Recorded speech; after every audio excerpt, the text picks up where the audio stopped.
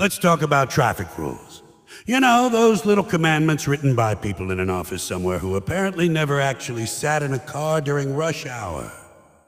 They hand down these rules like tablets from the mountaintop. Thou shalt stop here, thou shalt yield there, thou shalt not park on the third Tuesday when the moon is waxing if the street cleaner sneezes in the opposite direction.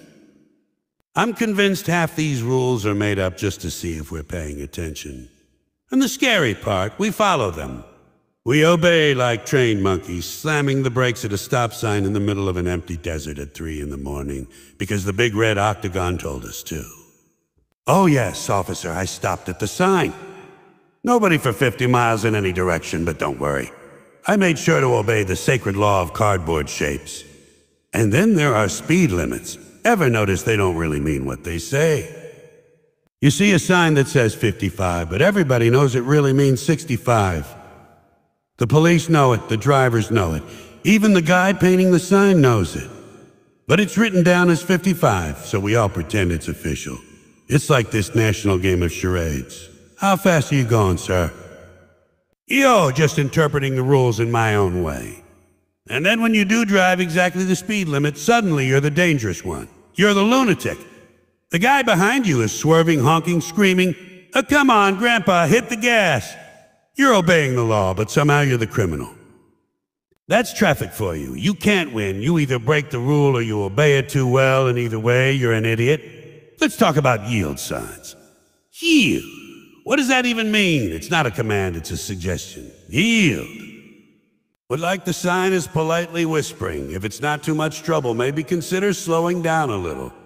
But if you're feeling confident, just barrel through. We'll work it out later. Nobody knows what yield means. Half the people treat it like a stop sign. The other half treat it like a green light, and a few folks just use it as a decoration. It might as well say a good luck on the sign because that's what it really is. Yield is code for a let's see who's more stubborn. And it usually ends with both cars slamming on their brakes, waving their hands like they're conducting an orchestra. No, you go. No, you. No, after you. Until finally both of you inch forward at the exact same time and nearly crash anyway. And how about the rules for pedestrians? Oh, the great myth of the right-of-way. That's a cute idea, isn't it? The right-of-way. Sounds so official. You're the right-of-way. Well, guess what? Out there on the asphalt, the only real right-of-way belongs to the guy with the bigger vehicle. You can wave your little crosswalk stripes around all day long, but if there's a dump truck bearing down on you, guess whose right-of-way really counts? The guy with the air horn. Pedestrians are always told to look both ways before crossing.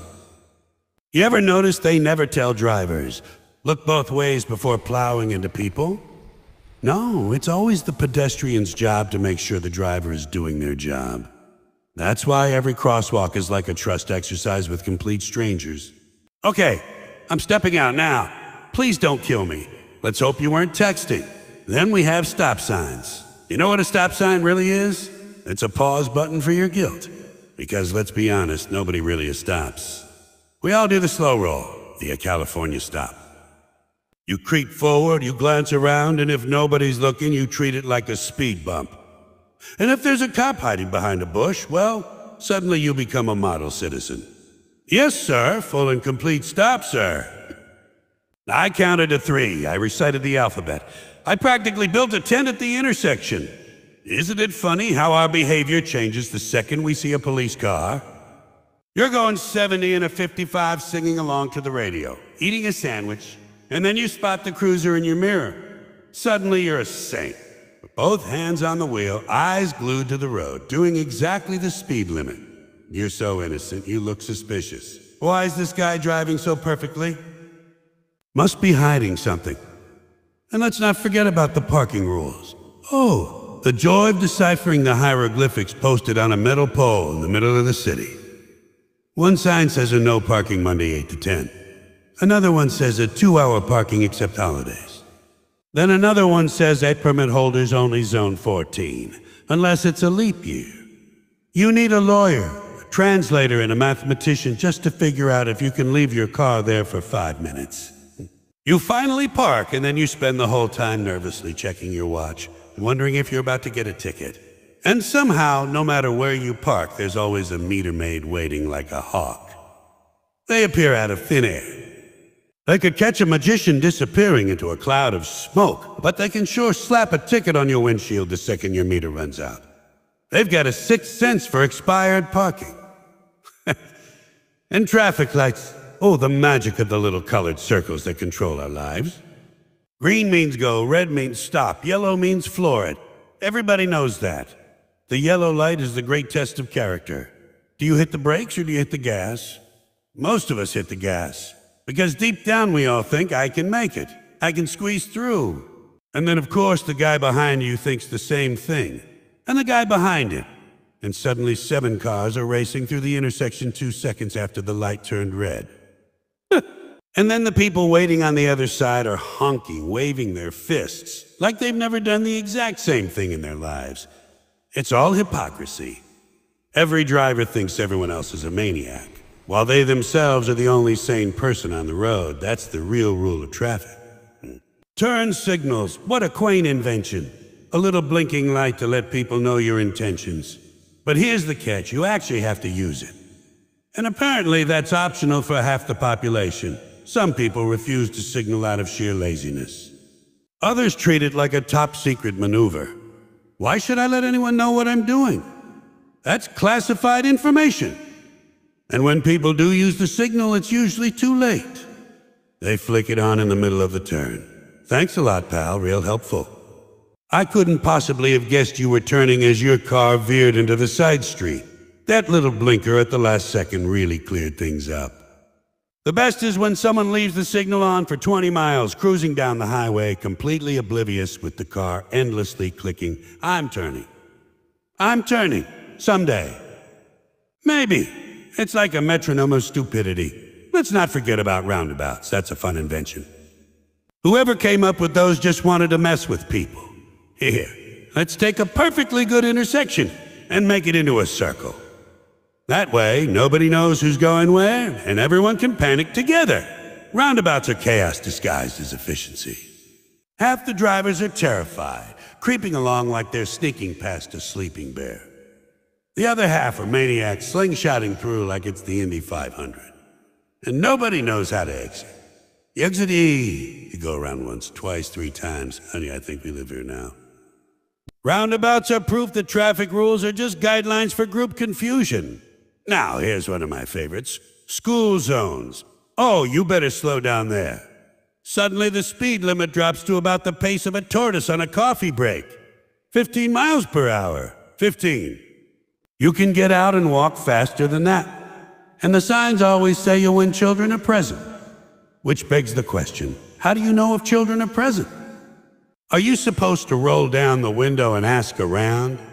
Excuse me, any children present today? Because most of the time you can't see a single kid. It's just an empty sidewalk, but you're crawling along like you're in a funeral procession just in case. And if you don't, there's always a parent standing nearby ready to glare at you like you're the devil himself. Nothing strikes fear into a driver like a mother with her arms crossed at the corner. That's more terrifying than a cop car. And speaking of school buses, have you ever noticed the ridiculous power they have? A school bus extends that little stop sign on the side, and suddenly an entire 4-lane highway screeches to a halt. Doesn't matter if you're late for work, if you're rushing to the hospital, if you're being chased by a pack of wolves. If that bus puts out the sign, the whole world stops. And what's happening in those sacred moments?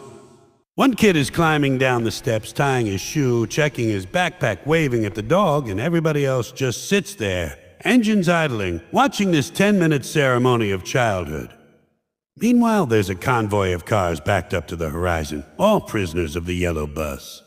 You ever notice the rule about a no U-turn? Why not? Why can't I turn around here? There's plenty of room, no traffic, but the sign says no, and you know why?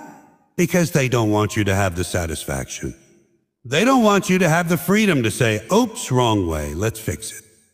No, you've got to drive 3 miles down the road, make a left, another left, another left, another left, and finally come back, just so you can end up exactly where you were 5 minutes ago. The whole system is designed to waste your time. That's the secret mission of traffic rules. It's not safety, it's time theft. And then, of course, there are the construction zones. Oh, they love those. Slap up a couple of orange cones, drop the speed limit to 25, and make you crawl for miles. Half the time, there's nobody even working. You're inching along in bumper-to-bumper traffic, and when you finally get to the construction site, it's just a few cones, some blinking lights, and one guy leaning on a shovel, staring into a hole like it's the abyss. That's it. That's the whole crew. But you had to waste 30 minutes of your life because the cones told you so. And my favorite part about all these rules? They're supposed to keep us safe. But somehow, with all these stop signs, yield signs, speed limits, traffic lights, turn signals, and parking meters, there are still accidents every single day. Every day. Which makes you wonder, maybe the rules aren't the problem, maybe it's us. The rules are just there to give the illusion of order, but underneath, it's the same old chaos. That's the real absurdity. The rules are like a mask. And behind the mask is a circus. Because at the end of the day, traffic is just a big stage where everyone pretends they're the star of the show.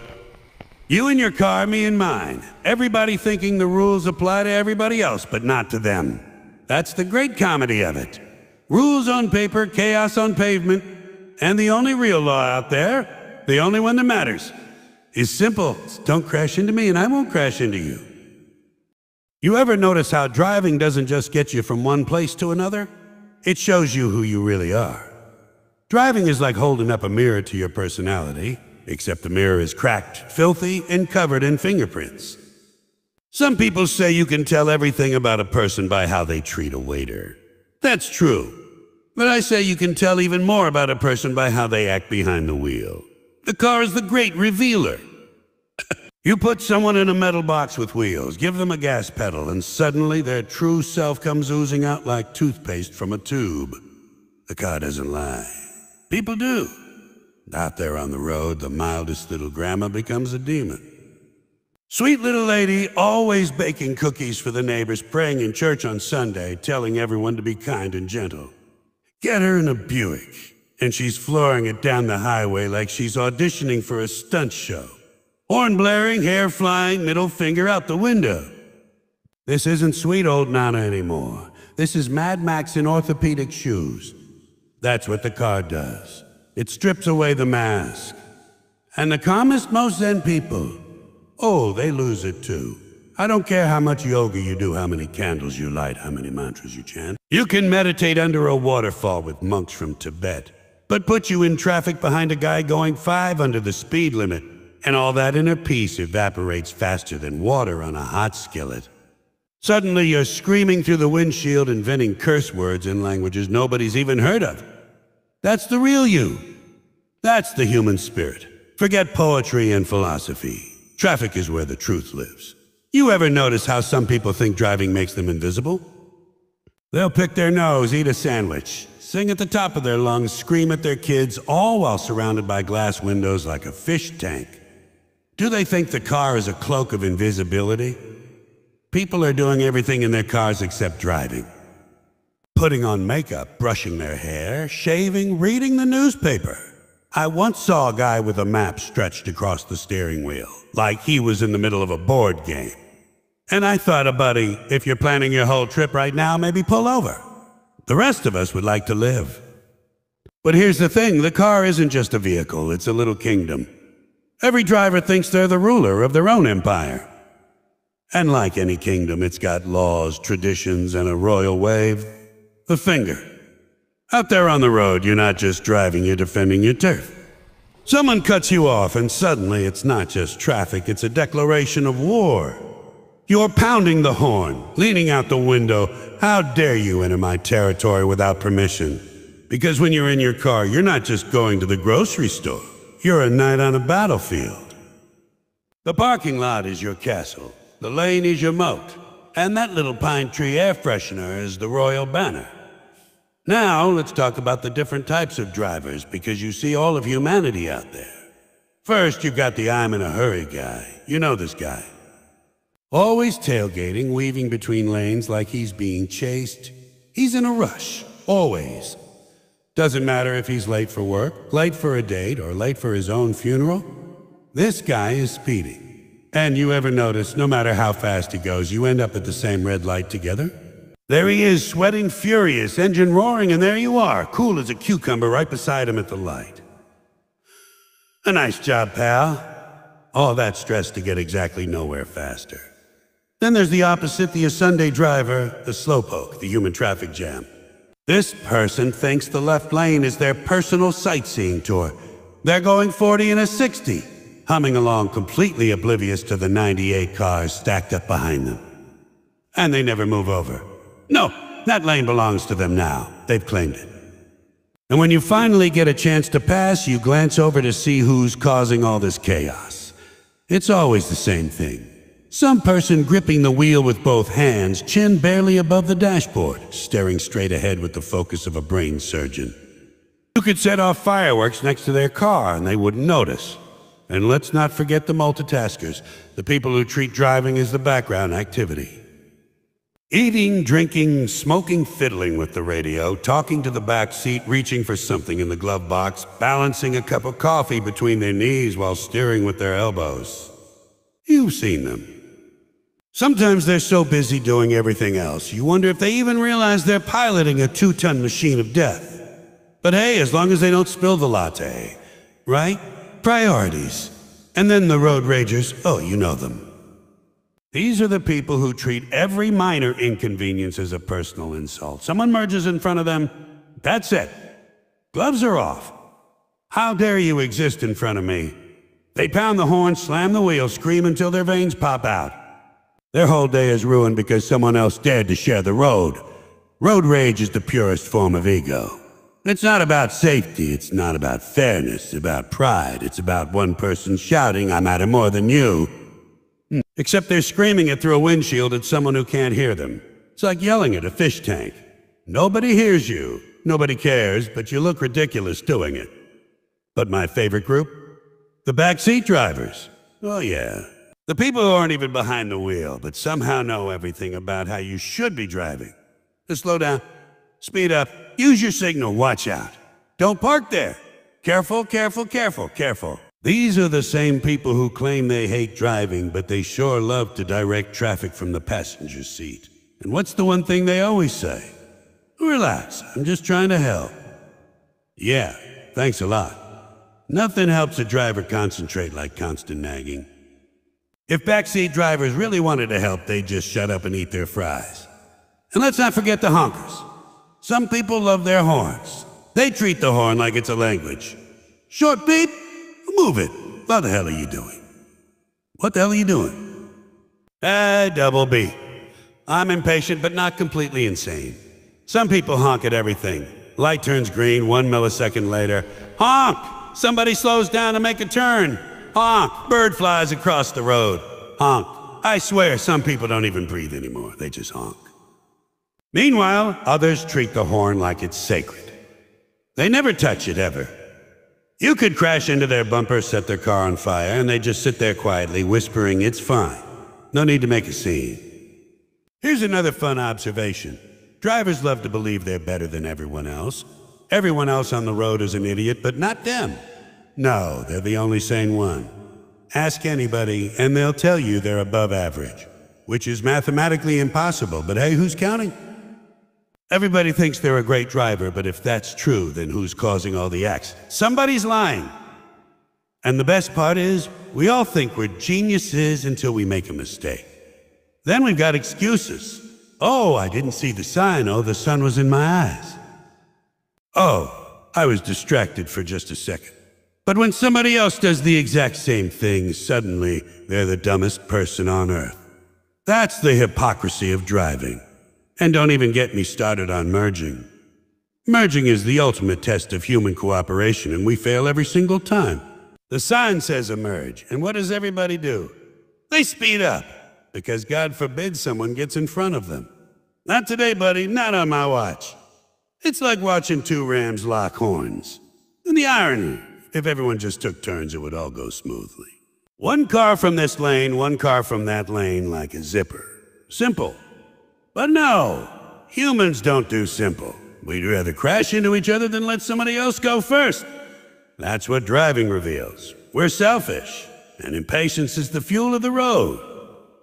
People can't wait 5 seconds. Light turns red and suddenly it's a tragedy. Oh no, my life is ruined. You ever notice how people act at a red light? Everyone's twitching, inching forward, staring at the light like they can will it to change. And the second it turns green, you on go. Like it's the start of a horse race. Meanwhile, it's only another red light waiting 2 blocks away.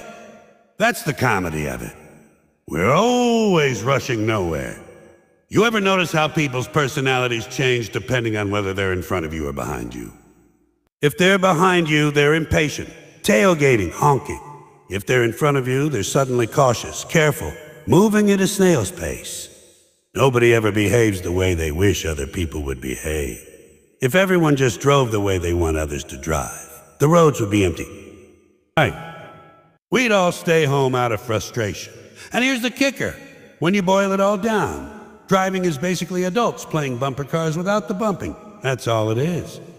A bunch of grown-ups zipping around pretending they're sophisticated. But deep down, it's the same old chaos from the carnival ride. The car just hides the cotton candy. Because the truth is, traffic isn't just about cars, it's about people. The road is just a stage for human behavior. The selfish, the impatient, the distracted, the furious, the clueless.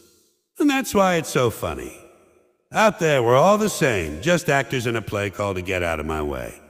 And the closing truth, the road doesn't build character, it reveals it.